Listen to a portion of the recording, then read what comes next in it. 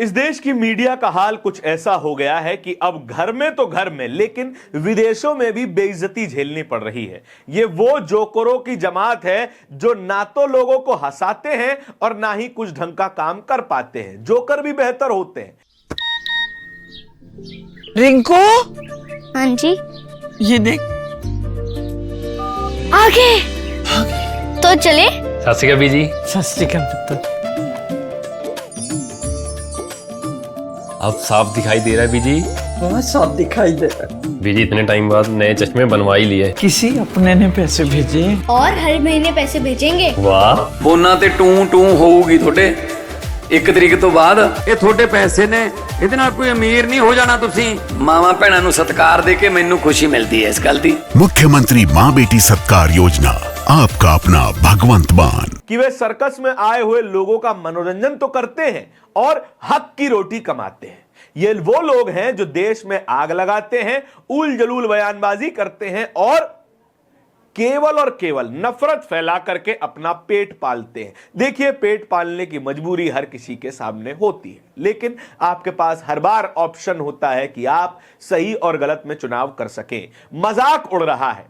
Norway की journalist हेले Lang को तो जानते ही होंगे, जिन्होंने प्रधानमंत्री नरेंद्र मोदी से सवाल पूछने की हिमाकत कर दी थी। देश का टीवी मीडिया उस लड़की के पीछे पड़ गया, इंटरव्यू के लिए बुलाने लगा और उनमें से एनडीटीवी भी एक था।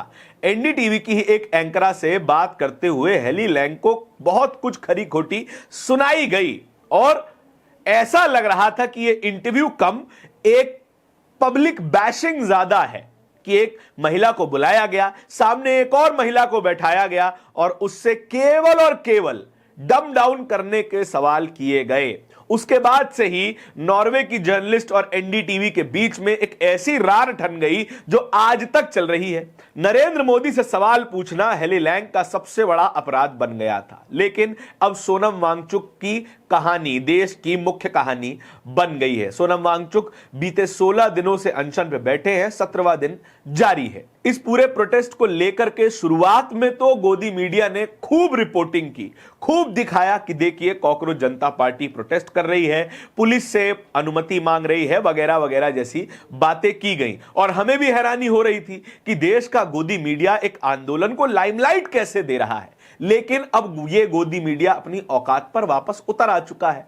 पूरी तरीके से मीडिया ब्लैकआउट दिया जा रहा है। एक व्यक्ति, एक शिक्षाविद, रेमोन मैग्सेसे विजेता व्यक्ति देश की राजधानी में संसद से केवल 1 किलोमीटर की दूरी पर 16 दिनों से अनशन पर बैठा है और पूरा गोदी मीडिया गायब है, कोई खबर नहीं चला रहा है। इसके ऊपर कॉकरोच जनता पार्टी के संस्थापक ने रिएक्ट करते हुए एक ट्वीट लिखा। उस ट्वीट में उन्होंने क्या लिखा है, पहले यह सुन लीजिए। The silence of mainstream media on Sonam Wangchuk's hunger strike will never be forgotten. जिस तरीके का मौन देश की गोदी मीडिया ने, मेन स्ट्रीम मीडिया ने अपनाया हुआ है सोनम वांगचुक के हंगर स्ट्राइक पर, अनशन पर, वो कभी भुलाया नहीं जाएगा। और इसी बात पर चुटकी लेते हुए हेले लैंग ने भी कुछ ट्वीट्स लिख दिए।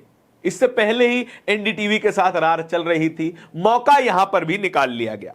हेली लैंग ने इसी ट्वीट को कोट ट्वीट करते हुए क्या लिखा, this would be great for NDTV, someone tag that editor again.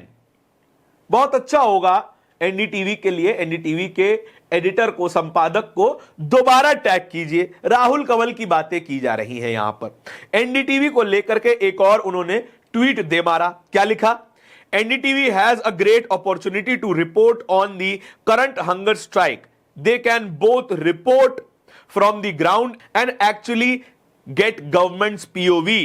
Bonus point for critical questions about the NEET scandal.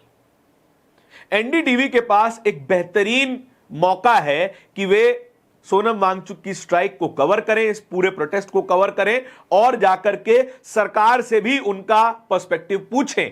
और अगर सरकार से थोड़ी हिम्मत जुटा करके क्रिटिकल क्वेश्चंस, जरूरी क्वेश्चंस, सवालों वाले क्वेश्चंस पूछे जा सके तो फिर अतिरिक्त नंबर मिल जाएंगे। यह सब हो रहा है एक मजाक के लहजे में। एनडीटीवी एक समय पर एक ऐसा चैनल हुआ करता था जो पत्रकारिता के मामले में नजीर माना जाता था। 80 के दशक में प्रणॉय रॉय और राधिका रॉय के द्वारा शुरू किया गया देश का पहला प्राइवेट न्यूज चैनल आज इस स्थिति में आकर के खड़ा हो गया है कि उसकी जबान से एक सवाल नहीं टपकता। सवाल शब्द बोलते ही इन तमाम एंकराओं के, एनडीटीवी के मालिक के और एनडीटीवी के संपादक की जबान को लकवा मार जाता है। जाने क्यों मार जाता है? प्रधानमंत्री नरेंद्र मोदी के आगे जी लगा दें तो इनको थोड़ा ज्यादा कंफर्ट महसूस होगा। एनडीटीवी को लेकर के इकलौता पोस्ट नहीं है। एनडीटीवी को हेले लैंग एक ऐसा जू समझती हैं जहां पर भांति भांति के पशु पक्षी मिलते हैं, जहां पर भांति भांति के लोग पाए जाते हैं, जहां पर देखने योग्य यह है, उल्लेखनीय यह है कि ये वो लोग हैं जो खुद को पत्रकार कहते हैं और सवालों का स नहीं जानते। हेले लैंग ने एक और ट्वीट किया है जिसमें उन्होंने लिखा, some tourist attraction I would like to visit in India. कुछ ऐसी जगहें जहां मैं जाना पसंद करूंगी as a tourist place India में, और वो क्या है? ताजमहल, दुनिया का 7वां अजूबा, बॉलीवुड, मुंबई बेहतरीन जगह है। आप कभी मरीन ड्राइव में जाकर के भेलपूरी खाइए, मजा आ जाएगा। और एनडीटीवी का हेडक्वार्टर, यहीं पर तंज खत्म हो जाता है। इसके बाद ना कुछ कहने और ना कुछ सुनने की जगह बच जाती है। यह वो महिला है जो कि एक ऐसे देश से आती है जहां की मीडिया को दुनिया की, मैं दोबारा कह रहा हूं, 180 देशों में से नंबर 1 प्रेस मानी जाती है।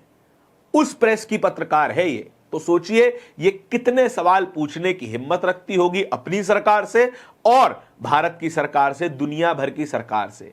हेले लैंग का मुख्य विषय अमेरिका में घटने वाली घटनाएं हैं, वो वही बीट कवर करती हैं, साथ साथ प्रॉक्सी में भारत की मीडिया की तरफ तंज भी कस देती हैं। खैर, उसके पास वो पोजीशन भी है कि वे नंबर 1 पर बैठे हुए 157वें रैंक पर बैठी हुई भारतीय मीडिया का मजाक तो उड़ा ही सकती हैं, क्योंकि फिर से वही बात, ये वो जोकरों की जमात है जो कि ना तो हंसाते हैं और हराम की रोटी खाते हैं।